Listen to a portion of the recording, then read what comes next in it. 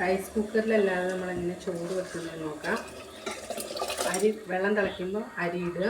അരി തിളച്ച് വരുമ്പോൾ ഇത് അടപ്പ് അടച്ച് വെച്ചിട്ട് തുറക്കാൻ പാടില്ല.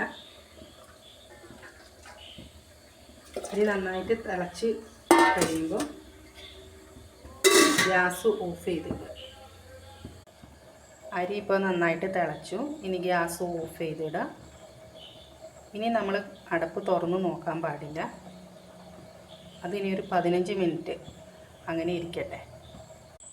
15 മിനിറ്റ് കഴിഞ്ഞ് ഒന്നും കൂടി തിളപ്പിക്കുക ചോറ്.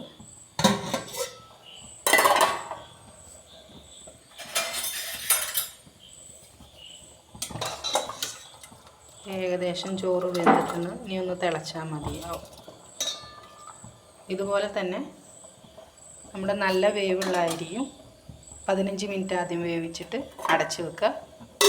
അത് കഴിഞ്ഞ് വീണ്ടും ഒന്നുകൂടി തിളപ്പിച്ചിട്ട് വീണ്ടും 15 മിനിറ്റ് കഴിഞ്ഞ് തുറന്ന് നോക്കുമ്പോൾ അരി വെന്തിട്ടുണ്ടാവും. നമുക്ക് ഊറ്റി എടുത്ത് ചോറ് നല്ല ചോറായിരിക്കും, വെന്ത് പോകത്തൊന്നുമില്ല. ഇതിപ്പോൾ ഞാൻ വെച്ചേക്കുന്ന റേഷൻ അരിയാണ്. അതുപോലെ എല്ലാവരും ഒന്ന് ട്രൈ ചെയ്തിട്ട് അഭിപ്രായം പറയാം.